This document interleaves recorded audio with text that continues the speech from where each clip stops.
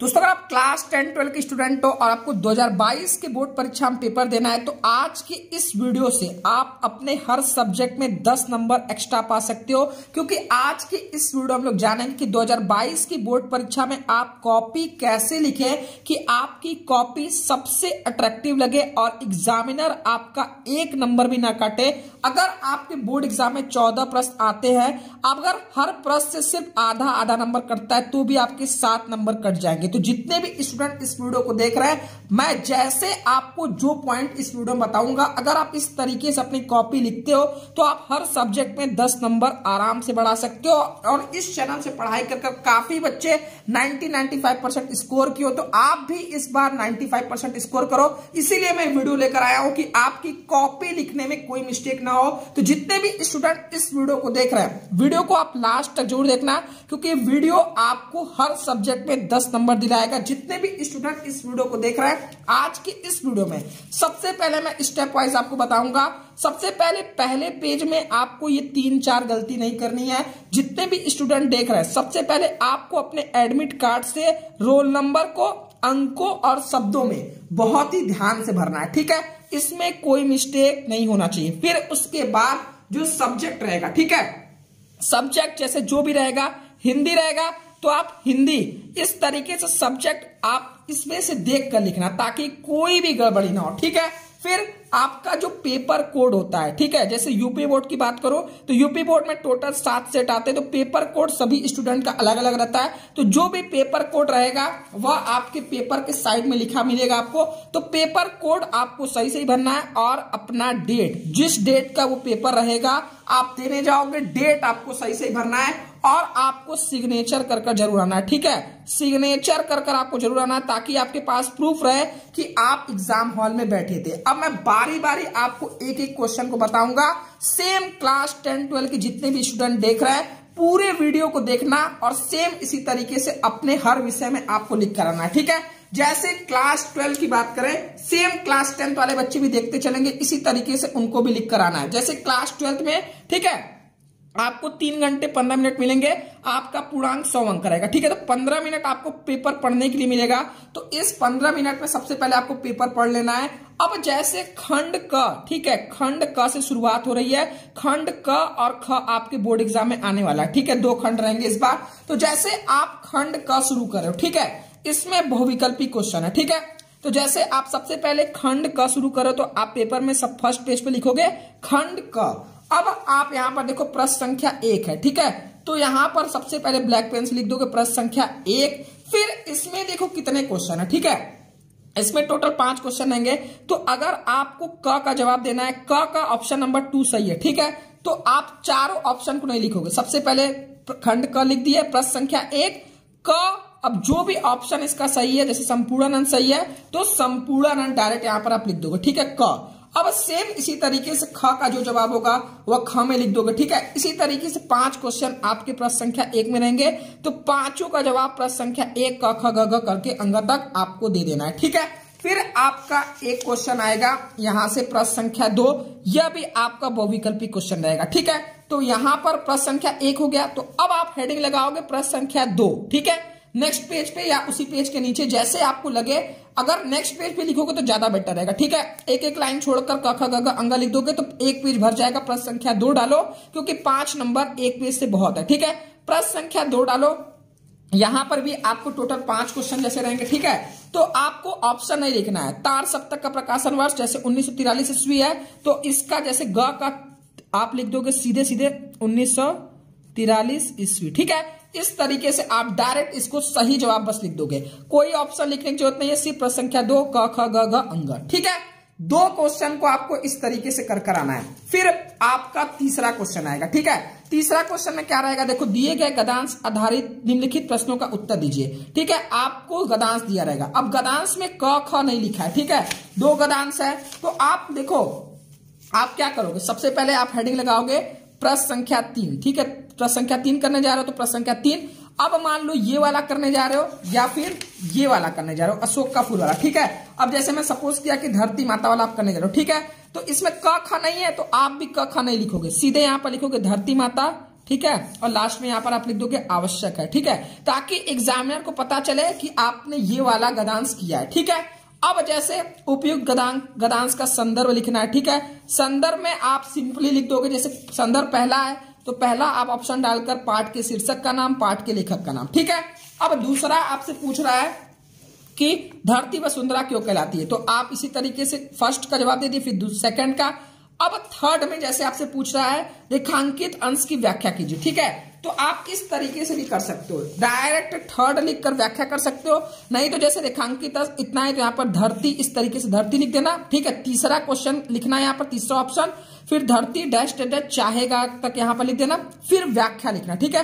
व्याख्या इस तरीके से लिखकर आपको लिखना शुरू करना है, ठीक है। व्याख्या लिख दिए, फिर उसी के नीचे क्वेश्चन नंबर 4 ऐसे जो चौथा रहेगा वह, और पांचवा रहेगा पांचवा, ठीक है। अगर क ख ग घ अंग रहेगा तो यहाँ पर क ख ग घ अंग लिख देना, अगर इस तरीके से नंबरिंग रहेगा तो इस तरीके से, ठीक है। दोनों में कुछ भी लिख दोगे तो आपका मार्क्स इस वजह से नहीं कटेगा, लेकिन सेम इसी तरीके से लिखना है और ये जरूर मेंशन कर देना, ठीक है। अगर नीचे वाला कर रहे हो तो सबसे पहले लिखने से पहले प्रश्न संख्या 3 यहाँ पर लिख देना अशोक का फूल, फिर डैश डैश डैश करके बेकार है, ठीक है, ताकि पता चल जाए एग्जामिनर कि ये वाला आप अटेम्प्ट किए थे, ठीक है, ताकि आपको कंफ्यूजन ना हो, ना आपको कंफ्यूजन हो और ना ही एग्जामिनर को, ठीक है।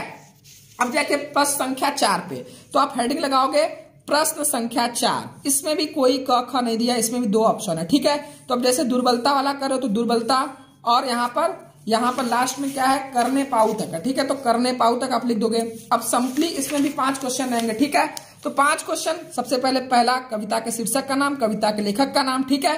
फिर सेकंड में आपको रेखांकित अंशों की व्याख्या करना है, तो जितने रेखांकित अंश किसको कहते हैं, ठीक है, जैसे इसमें जो अंडरलाइन है उसे रेखांकित अंश बोलते हैं, ठीक है। तो अब जैसे इसका करें तो जो थोड़ी और मिटाना, इसको यहाँ पर इस तरीके से हेडिंग डाल दिए, ठीक है, दूसरा लिख रहे थे, फिर यहाँ पर व्याख्या इसका कर दिए, फिर तीसरा चौथा पांचवा, ठीक है। इस तरीके से प्रश्न संख्या 3 और 4 करोगे तो आपका मार्क्स नहीं कटेगा, क्लियर है। अब बात करते हैं प्रश्न संख्या 5 की। देखो प्रश्न संख्या 5 क्या रहेगा, का निम्नलिखित में से किसी एक लेखक का साहित्यिक परिचय देते हुए उनकी प्रमुख रचना का उल्लेख कीजिए, ठीक है। अब देखो यहाँ पर प्रश्न संख्या 5 का क है, ठीक है, तो सबसे पहले प्रश्न संख्या 5 का क। अब इसमें आप देखो क में कितने हैं, 3 है, ठीक है, 3 है, तो अब इस तीनों में कौन सा करो, जैसे तीसरा कर रहे हो तो यहाँ पर तीसरा लिख दिए, और कौन सा वासुदेव सरल अग्रवाल का करो तो वासुदेव सरल अग्रवाल, ठीक है। इस तरीके से आप मेंशन कर देना, और जब भी आप लिखना तो इस शब्द सीमा अधिकतम पे याद ध्यान रखना कि कम से कम 80 वर्ड तो आपका रहना चाहिए, ठीक है। अधिकतम 80 वर्ड बोला है तो कम से कम इसी के आसपास रहिए, नहीं कि 2-3 पेज का आपका लिख दोगे तब भी आपको नंबर 5 ही मिलेगा, और अगर 80 वर्ड में लिखोगे तो भी नंबर आपको 5 ही मिलेगा, ठीक है। अब जैसे ख इसमें है तो प्रश्न संख्या 5 का ख लिखोगे। अब इसमें जैसे पहला करो मैथिली सरल गुप्त, ठीक है, 3 ऑप्शन है, मैथिली सरल गुप्त, सुमित्रानंद पंत, रामधारी सिंह दिनकर, ऐसे ही आपको देखने को मिलेगा। तो अब जैसे प्रश्न संख्या 5 का ख, अब जैसे पहला मैथिली सरल गुप्त का करो तो मैथिली सरल गुप्त डाल दिए, फिर यहां से अपना लिखना शुरू किए, क्लियर है यहाँ तक। अब बात करते हैं आगे। अब जैसे प्रश्न संख्या 6 आपका रहेगा, ठीक है, सेम चीज क्लास 10th वाले भी ऐसे ही करेंगे, जितने भी क्वेश्चन रहेंगे उसी तरीके से प्रश्न संख्या, और जैसे मैं बता रहा हूं उस तरीके से, ठीक है। अब जैसे प्रश्न संख्या 6 रहेगा, देखो बहादुर अथवा पंचलाइट कहानी के उद्देश्य पर प्रकाश डालिए, अथवा ध्रुव यात्रा कहानी की कथा वस्तु अपने शब्दों में लिखिए। देखो इस प्रश्न संख्या 6 में कहीं क ख ग मेंशन नहीं है, ठीक है, 3 कहानी जरूर लेकिन क ख ग मेंशन नहीं है, तो आप सिंपली लिखोगे प्रश्न संख्या 6। अब जैसे ध्रुव यात्रा कहानी की कथा वस्तु आप लिख रहे हो तो यहाँ पर डाल दोगे हेडिंग ध्रुव यात्रा कहानी की कथा वस्तु, फिर आप अपनी कहानी लिखना शुरू करोगे, ठीक है। प्रश्न संख्या 6 को इस तरीके से करना है, क ख ग इसमें नहीं डालना है, ठीक है। अब जैसे प्रश्न संख्या 7 है, यह है खंड का, ठीक है, तो प्रश्न संख्या 7 आप डालोगे। अब इसमें आपको देखो हर जिले में अलग अलग खंड का है, तो पहला श्रवण कुमार है, दूसरा रसीम रथी है, ठीक है, तीसरा मुक्ति युग है, फिर त्यागपति है, 5वां आलोकविद है, और सत्य की जीत है, ठीक है। तो अब आपके में जो भी रहेगा, ठीक है, वह आपको लिखना है। अब जैसे आपने खंड का में प्रश्न संख्या 7 का तीसरा चूज किया, यहाँ पर 3 डालोगे। अब डायरेक्ट यहाँ पर लिख देना मुक्ति युग खंडकाव्य के नायक का चरित्र चित्र है, ठीक है। इस तरीके जैसे यहाँ पर श्रवण कुमार खंडकाव्य के नायक का चरित्र, इस तरीके से एक ब्लैक पेन से लिख देना, फिर अपना खंडकाव्य लिखना शुरू करना, ताकि पता चल सके कि आपने श्रवण कुमार का किया है, ठीक है। कोई भी कंफ्यूजन क्रिएट करने का मौका ना देना, ना ही कोई एक मौका कि आपके मार्क्स कटे, ठीक है। अब यहां से आपका शुरू होता है खंड ख, तो इसको आप नेक्स्ट पेज से लिखोगे। सबसे पहले ऊपर हेडिंग लगा दोगे खंड ख, ठीक है, खंड ख हेडिंग लगा दोगे। अब आपको यहां पर प्रश्न संख्या 8 दिया है, ठीक है, 8 का क है। क में देखो क और क में 2 ऑप्शन है, ठीक है। क में 2 ऑप्शन है अथवा करके, ठीक है। यहाँ पर देखो अथवा एक महामना मान लीजिए उसके बाद, लेकिन क में अथवा में कोई ऑप्शन नहीं दिया। तो सबसे पहले खंड ख प्रश्न संख्या 8 का कौन सा कर रहे हो, क कर रहे हो, ठीक है। गदांश कर रहे थे। अब इस गदांश में कौन सा करो, इसमें भी 2 ऑप्शन है। अब जैसे महामना करो तो महामना इस तरीके से आप लिख दोगे, महामना डैश डैश डैश एवासी, ठीक है। अब सबसे पहले इसका आपको क्या करना है, सबसे पहले संस्कृत गदांशों से किसी एक का संदर्भ, ठीक है। तो हेडिंग लगाओगे संदर्भ, ठीक है। सबसे पहले इसको लिखने के बाद संदर्भ, फिर दो लाइन में लिख दोगे, फिर एक लाइन छोड़ोगे, फिर आप हेडिंग लगाओगे हिंदी में अनुवाद ब्लैक पेन से, फिर आप इस तरीके से करना शुरू करोगे, ठीक है ना। ये नहीं कि एकदम सटा सटा कर लिखो, क्लियर है। फिर यहां पर आएगा प्रश्न संख्या 9 जो रहेगा, प्रश्न संख्या 8 का ख रहेगा, ठीक है। तो आप यहां पर हेडिंग लगाओगे प्रश्न संख्या 8 का ख। अब इसमें से कौन दोनों कर रहे हो, जैसे नमे रोचते और भविष्यति, तो यहां पर हेडिंग लगा दोगे इस तरीके से, नमे रोचते डायरेक्ट भविष्यति। तो इसमें भी आप सबसे पहले संदर्भ इसका लिखोगे, फिर इसमें भी हिंदी में अनुवाद करना है, हिंदी में अनुवाद कर दोगे, ठीक है। फिर यहां से आपका ग्रामर शुरू हो जाएगा, जिसमें आप सबसे पहले हेडिंग लगाओगे प्रश्न संख्या 9, ठीक है। अब इसमें 9 में क्या है, निम्नलिखित मुहावरे में से किसी एक का अर्थ लिखकर वाक्य में प्रयोग कीजिए, ठीक है। 4 आपको ऑप्शन दिया रहेगा, जिसमें से किसी एक का करना है। तो आप जिस भी करो, देखो जैसे यहाँ पर टका सा जवाब देना लिख कर रहे हो, ठीक है। तो यहाँ पर दूसरा करे तो दूसरा लगा दोगे हेडिंग, टका सा जवाब ब्लैक पेन से लिखोगे। अब यहाँ पर सबसे इंपॉर्टेंट चीज है, देखो 2 नंबर का है, 1 नंबर अर्थ पे है, 1 नंबर वाक्य प्रयोग पे, ठीक है। तो टका सा जवाब देना, फिर यहाँ पर नीचे आप अर्थ लिख देना और नीचे उसका वाक्य का प्रयोग कर देना, ठीक है। तो इस तरीके से लिखोगे तो आपको 2 नंबर पूरा मिलेगा, ठीक है। अब पता चला टका सा जवाब देना है, यहीं पर इसका अर्थ लिख दिए और फिर हेडिंग बिना लगाए वाक्य प्रयोग कर दिए। इस तरीके से लिखोगे तब जाकर एग्जामिनर को कोई मौका नहीं मिलेगा आपका नंबर काटने का, ठीक है। अब बात करते हैं प्रश्न संख्या 10 की। प्रश्न संख्या 10 में जैसे निम्नलिखित शब्दों के संधि विच्छेद के सही विकल्प चयन कीजिए, ठीक है। तो प्रश्न संख्या 10 का देखो ये क है, ठीक है। ये बहुत इंपॉर्टेंट है, कौन सा क्वेश्चन कौन से नंबर पे है ये लिखना बहुत इंपॉर्टेंट, ठीक है। प्रश्न संख्या 10 क्योंकि वो एग्जामिनर आपका लाखों कॉपी चेक कर रहा है, वह ये थोड़ी जानता है कि आप इस क्वेश्चन का जवाब मिलाने थोड़ी बैठेगा, उसे तुरंत दिखेगा, उसे भी तो हर कॉपी चेक करने का पैसा मिल रहा है, तो वो भी तो जल्दी जल्दी कोशिश करेगा, चाहे आपका नंबर कम है चाहे ज्यादा है। तो आपकी जिम्मेदारी बनती है कि आप इस तरीके से लिखो कि एग्जामिनर आपका एक भी नंबर ना काटे, ठीक है। अब जैसे प्रश्न संख्या 10 का क है, इसमें पहला है, ठीक है, 3 इसमें करना है। तो प्रश्न संख्या 10 का क 1 2 3, इसमें भी ऑप्शन लिखने की जरूरत नहीं है। जैसे तथापि का संधि विच्छेद क्या है, ठीक है, तथा प्लस अपि, तो सिंपली यहां पर लिख दोगे तथा प्लस अपि, ठीक है, तथा प्लस अपि, इस तरीके से लिख दोगे। अब जैसे यहाँ पर परमेश्वर का जो सही होगा वह लिख दोगे, ठीक है। तो अब गायक का जो सही होगा 3, ठीक है, गायक का जैसे गै प्लस अक होगा, तो इसका जो भी सही होगा बस सही 1 2 3 डालकर लिख दोगे। अब यहाँ पर शुरू हो जाएगा ख इसका, ठीक है।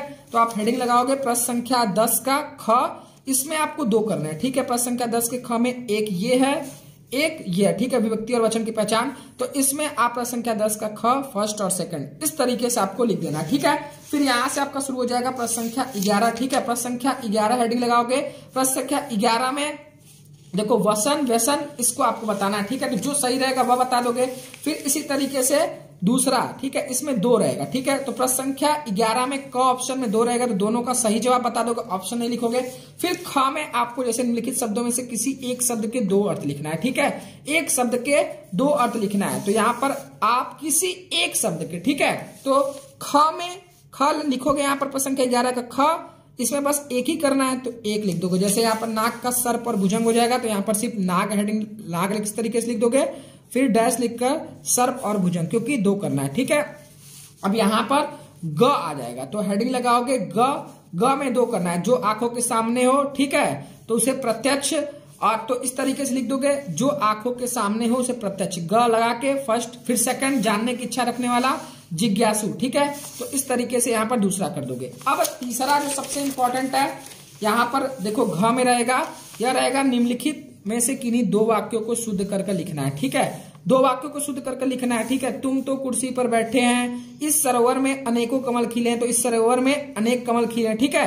तो इस तरीके से जो सही रहेगा सिर्फ सही करके आप लिख दोगे, यानी कि गलत वाला भी लिख दिए, सही वाला घ लिखोगे, फर्स्ट और सेकंड जो सही होगा वह लिख दोगे, ठीक है।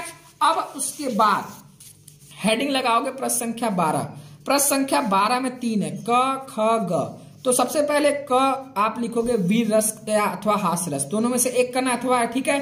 तो अब जैसे वीर रस के बारे में आप बता रहे हो तो वीर रस, ठीक है। अब जो इसका उदाहरण है इसको आप ब्लैक पेन से अंडरलाइन करके लिखोगे क्योंकि उदाहरण पर आपको 1 नंबर मिलेगा। सेम काम इसी तरीके से ख ऑप्शन डालोगे, ठीक है। आप बताओगे अलंकार का लक्षण एवं उदाहरण, ठीक है। प्रश्न संख्या 12 का ख, फिर 12 का ग लिखोगे, उसमें दोहा अथवा सोटा छंद का, इसमें से कोई एक दोहा छंद का मात्रा सहित लक्षण और उदाहरण, तीनों का उदाहरण आप ब्लैक पेन से अंडरलाइन करके लिखोगे, ठीक है। अब आएगा प्रश्न संख्या 13, जिसमें हेडिंग लगाओगे प्रश्न संख्या 13। अब इसमें 2 है, ठीक है, 2 में क ख नहीं दिया है। तो सबसे पहले जो भी करोगे, जैसे बैंक में खाता खोलने के लिए बैंक प्रबंधक को आवेदन पत्र लिखना है, ठीक है। तो आप इसको पूरा लिख दोगे, ठीक है, ब्लैक पेन से। 1 लाइन लिखने में बहुत टाइम नहीं लगेगा, ठीक है। 1 लाइन में लिख दोगे, फिर यहां से अपना सेवा में शुरू करोगे। पत्र लिखते वक्त विषय सबसे इंपॉर्टेंट है, ब्लैक पेन से विषय को अच्छे से हाईलाइट करोगे, ठीक है। और पत्र कैसे लिखना है, निबंध कैसे लिखना है और सारे गद्यांश पदांश को कैसे सॉल्व करना है, इन सभी का वीडियो का लिंक डिस्क्रिप्शन में या प्लेलिस्ट में आपको अपडेट है। सारे वीडियो आप जाकर एक बार देख लो ताकि आपकी पूरी तैयारी हो सके, ठीक है। अब जैसे निम्नलिखित विषय में से किसी एक पर अपनी भाषा से निबंध लिखना है तो लिखोगे प्रश्न संख्या 14, देश में बेरोजगारी की समस्या, ठीक है। इसमें से जो भी करना है उसका सबसे पहले आप नाम लिख दोगे, फिर इसमें आप 4-5 पॉइंट आप इसमें ऐड करोगे जो आपको बताया गया, ठीक है, सब हेडिंग। ये नहीं कि पूरी कहानी की तरह लिख देना, ठीक है। तो जितने भी स्टूडेंट इस वीडियो को देख रहे हैं, सेम काम आपको हर सब्जेक्ट में इसी तरीके से क्वेश्चन संख्या सब चीजों को हाईलाइट करके लिखना है और अपनी कॉपी को, ठीक है, रफ कार्य कोशिश करना है कि अगर मैथ वैथ क्या है तो स्टार्टिंग में देखो ये प्रश्न संख्या आप ऊपर भी लिख सकते हो, साइड में भी लिख सकते हो, लेकिन बीच बीच में लिखोगे तो बहुत ही सही रहेगा, ठीक है। और साइड में थोड़ी सी लाइन खींच लेना, ठीक है। और अपनी कॉपी को अट्रैक्टिव बनाने के लिए हर क्वेश्चन को, ठीक है, हर क्वेश्चन को नए पेज से शुरू करना, क्योंकि ये बहुत इंपॉर्टेंट है। जरूरी नहीं आप सटा का लिखो, ठीक है। और कॉपी का पेज इतना रहता है कि सभी क्वेश्चन बहुत आराम से हो जाएंगे, ठीक है। और जो 15 मिनट आपको मिलेगा उसमें सबसे पहले आप पेपर पढ़ो, ये नहीं कि 15 मिनट पहले ही आप लिखना शुरू कर दो, ठीक है। और जल्दबाजी नहीं करना है और कट पीट बिल्कुल नहीं करना है, क्योंकि कट पीट करोगे, कहते हैं ना, first impression is the last impression. और जो भी क्वेश्चन संख्या लिखोगे उसे बहुत अच्छे से लिखोगे, ठीक है। तो आई होप आपको वीडियो पसंद आया होगा। सभी को हिंदी के पेपर के लिए मेरी तरफ से ऑल द बेस्ट है। और हिंदी की पूरी तैयारी के लिए मैंने एक वीडियो बनाया, डिस्क्रिप्शन में उसका भी लिंक आप एक बार जरूर वॉच करो ताकि आपके हर एक कंफ्यूजन दूर हो सके, ठीक है। तो आज के लिए इतना ही, मिलते हैं नेक्स्ट वीडियो में, तब तक के लिए जय हिंद जय भारत।